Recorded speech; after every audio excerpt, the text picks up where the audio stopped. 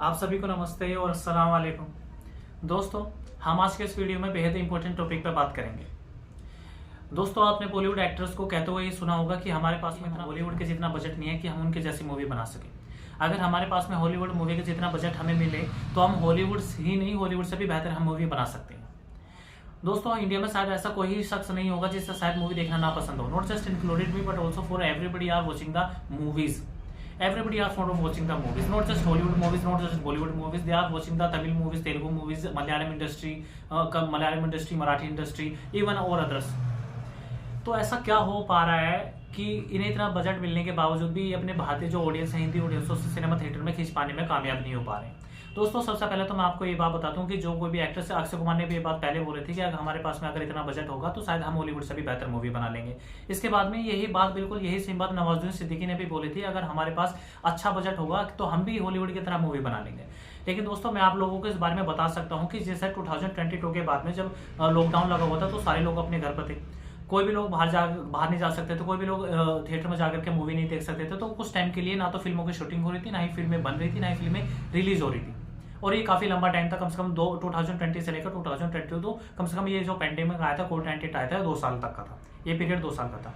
तो बॉलीवुड इंडस्ट्रीज में काम करने वाले लोग हैं, जितने भी फिल्म उद्योग में काम करने वाले लोग हैं, इन्होंने एक तरकीब लगाई, तो क्यों ना हम लोगों को घर बैठे ही एक ऐसा प्लेटफॉर्म मुहैया करा दे जिसमें इन्हें थिएटर में आने की जरूरत ही ना पड़े और घर पे बैठकर ही ये मूवी देखने लगे। तो दोस्तों, यहाँ पर इजाद होता है OTT platform, over the top. इसे हम स्ट्रीमिंग प्लेटफॉर्म भी कहते हैं। जिस तरह से नेटफ्लिक्स हो गया, अमेजन प्राइम वीडियो हो गया, जिस तरह से जियो सिनेमा हो गया, डिज्नी हॉटस्टार हो गया, ये सारे स्ट्रीमिंग प्लेटफॉर्म है। इन स्ट्रीमिंग प्लेटफॉर्म के जरिए घर पे बैठे कोई भी व्यक्ति इनका सब्सक्रिप्शन खरीद करके अपना वीडियो, मूवीज, जो कुछ भी देखना चाहे या वेब सीरीज देखना चाहे बड़े आसानी से देख सकता है। इस टाइम पीरियड के दौरान इन लोगों ने सिर्फ हिंदी मूवीज ही नहीं देखी, बल्कि साउथ मूवीज भी देखी हैं, बल्कि तेलुगु मूवीज भी देखी हैं, तमिल मूवीज भी देखी हैं, जो कि हिंदी में डब थी। उसके बाद में उन्होंने कोरियन मूवी भी देखी है। कोरियन मूवी में देखे जाने के बाद में आप लोगों ने देखा होगा कि इंडियन ऑडियंस के अंदर एक वेब सीरीज बड़ी अच्छी पॉपुलर हुई थी, जो स्क्वाड गेम, और उसको दूसरा सीजन भी आया था, स्क्वाड गेम 2। वो भी अच्छा खासा भारत में जिसमें कारोबार किया था, लोग इसके काफी दीवाने थे, लोगों ने काफी देखा था। लेकिन दोस्तों, मैं आपको ये बता सकता हूँ, इस बात में आपको श्योर कर सकता हूँ कि बॉलीवुड वालों के पास में ठीक ठाक पैसा है, और बॉलीवुड वालों के पास में जब अगर हम बजट दे देते हैं, अच्छा खासा बजट देते हैं, तो बॉलीवुड उन बॉक्स ऑफिस पर जाकर के वो फिल्में फ्लॉप साबित हुई हैं।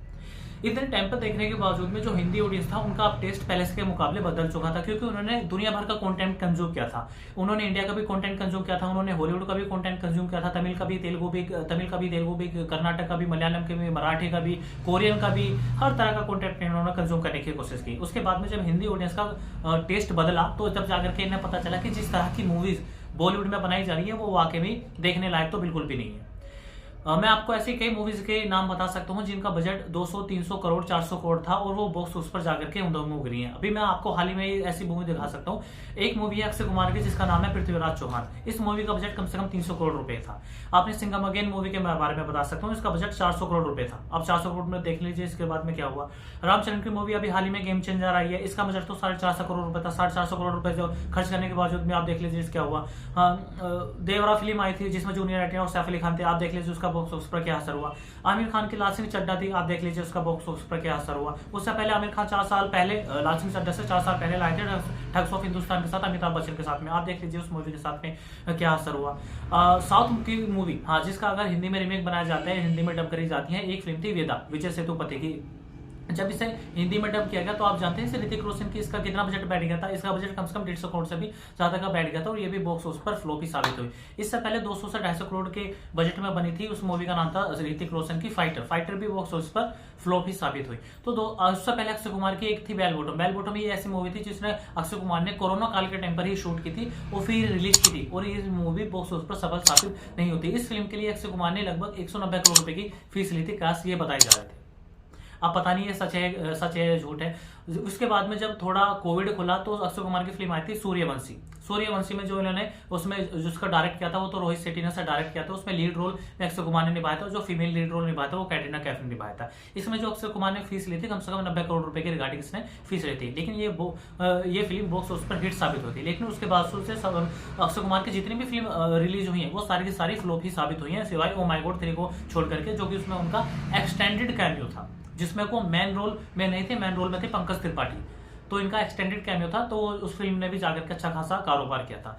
लेकिन आप इसमें खो खो देख लीजिए, आप इनकी जिस मूवी सरफरा, आप इनकी मूवी देख लीजिए, सरफरा मूवी बॉक्स ऑफिस पर फ्लॉप साबित हुई थी। इनकी जितनी भी मूवीज दोस्तों आती जा रही हैं वो सारी फ्लॉप ही साबित होती जा रही हैं। खैर, अब हम अक्षय कुमार के बारे में क्या बात करें। जब पठान के बाद में जब यशराज यूनिवर्स की स्पाई मूवी रिलीज हुई थी जिसका नाम था टाइगर 3, जिसमें सलमान खान मेन रोल में थे, और उसकी शुरुआत बहुत पहले ही कर दी गई थी। पठान मूवी ने जैसा 1000 करोड़ की कमाई कलेक्शन बॉक्स ऑफिस पर हिट किया, तो उसके बाद में लोगों को लग रहा था कि अब सलमान खान की जो टाइगर 3 रिलीज हुई है बॉक्स ऑफिस पर, ये भी अच्छा खासा कारोबार करेगी, और उसका भी बजट कम से कम 250 से 300 करोड़ रुपए के करीब रखा गया था। लेकिन दोस्तों आपको भी पता है कि टाइगर 3 के सलमान खान के साथ में बॉक्स ऑफिस पर क्या असर हुआ। अब मैं ये नहीं कह रहा हूं कि बॉक्स ऑफिस पर इनकी जितनी भी बिग बजट की फिल्में होती हैं वो सारी फ्लॉप ही साबित होती है। इनमें से कुछ मूवीज हैं जो चल जाती हैं। फॉर एग्जांपल एनिमल एक ऐसी मूवी थी रणबीर कपूर थी जिसने बॉक्स ऑफिस में 800 से 900 करोड़ की कमाई की थी। लेकिन दोस्तों अगर आप इस मूवी के कंटेंट को अगर आप कंपेयर करेंगे साउथ की फिल्मों के साथ में, तो वो कंटेंट नैतिकता के आधार पर इसे सिरे से नकार दिया जाएगा। इसी जो उसमें एक हीरोइन थी, तृप्ति डिमरे के जो इनकी पीआर एजेंसी जब साउथ फिल्मों में जाकर के इनका रोल मांगने के लिए काम करी है, इनके साउथ फिल्मों में अपना कदम रखने की, पैर जमाने की कोशिश करी है, तो जो एक साउथ के डायरेक्टर हैं उन्होंने ये बोल दिया था कि जैसे इन्होंने एनिमल फिल्म में इनका जो किरदार था, जो इन्होंने रोल किया है, वो फिल्म करके ही इनका सब कुछ खत्म हो गया। इनका साउथ की इंडस्ट्री में वैसा कुछ है नहीं जो इन्हें हम रोल ऑफर दे सके।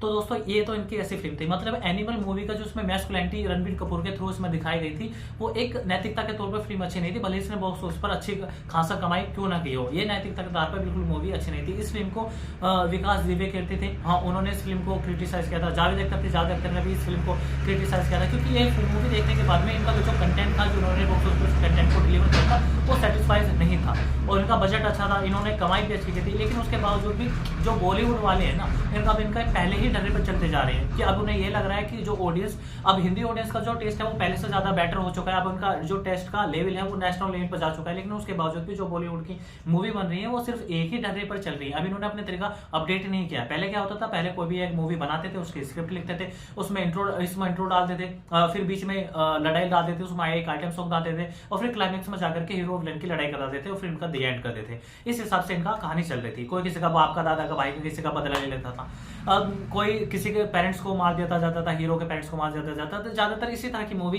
इर्द गिर्द बनाई जा रही थी, इसमें कोई खास स्टोरी नहीं थी। लेकिन आज के टाइम में जो साउथ वाली मूवी जो बनाते हैं वो हर एक चीज पर ध्यान केंद्रित करने की कोशिश करते हैं। तो आपने इसी वजह से एक रीजन ये भी रहा है कि जो बॉलीवुड वाले कुछ जो बड़े एक्टर्स हैं वो साउथ के जो डायरेक्टर हैं, साउथ के जो एक्टर्स हैं उनके साथ में कोलैबोरेशन करके वो मूवी बना रहे हैं। अब आप शाहरुख खान के पठान के साथ में एक मूवी आई थी जवान, जो उसमें जवान को डायरेक्टेड किया था वो अटली ने ही डायरेक्ट किया था, जिसका बजट 300 करोड़ रुपए के करीब रखा गया था। अब देखो उस मूवी ने शानदार 1000 करोड़ से भी ज्यादा की कमाई की, क्योंकि उसमें साउथ का एक डायरेक्टर था, साउथ उसमें अटली ने ही उस मूवी को लिखा था, अटली ने उस फिल्म को डायरेक्ट किया था, और बॉक्स उस पर उसने अच्छी खासी कमाई की। उसके बाद में आप शाहिद कपूर की फर्जी देख लीजिए, ये एक वेब सीरीज है, ये फिल्म भी लोगों को काफी पसंद आई थी।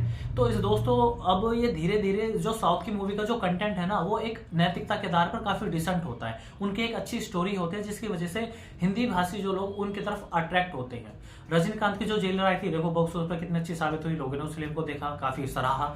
उसके बाद में उनकी मूवी और आ रही है, रजनीकांत की जेलर 2 भी आ रही है। तो दोस्तों ऐसा नहीं है कि साउथ की मूवी ही सिर्फ अच्छी बन रही है, अच्छी तो बॉलीवुड में भी बन रही है। लेकिन अगर सिर्फ ये इस बात पे अगर आप लेकर के चलोगे, जो कि अक्षय कुमार, नवाजुद्दीन सिद्दीकी ने कहा है कि बिग बजट ना होने के कारण हम अच्छी मूवी नहीं बना पा रहे हैं, तो दोस्तों मैं यही कहना चाहूंगा कि बॉलीवुड वालों को, बॉलीवुड एक्टर्स को अपने स्क्रिप्ट पर, अपने कैरेक्टर पर, अपनी सिनेमेटोग्राफी पर, अपने वीएफएक्स पर, अपनी स्टोरी लाइन पर, अपने बजट पर, ये सारी चीजें ध्यान में रखनी पड़ेंगी। आफ्टर ऑल तब जाकर के सिनेमा थिएटर के अंदर ये ऑडियंस को खींच पाएंगे। और आज के टाइम में ऑडियंस को सिनेमा थिएटर के अंदर के खींच करके लाना बहुत ही बड़ी बात है, क्योंकि आज के टाइम में हर कोई ओटीटी प्लेटफॉर्म पर घर बैठ के ही मूवीज देख लेता है। अगर कोई मूवी चल भी जाते तो उसके कुछ टाइम बाद वो ओटीटी प्लेटफॉर्म पर आ ही जाते, तो उसे सिनेमा थिएटर में जाकर के मूवी देख करके खर्च करने की 500 रुपए खर्च करने की कोई जरूरत होती नहीं है भाई तभी। तो मैं यही कह रहा हूँ कि अगर आप बिग बजट मूवी अगर आपको नहीं मिल रही है, तो जितनी भी मिल रही है आप उसमें भी अच्छा नहीं कर सकते।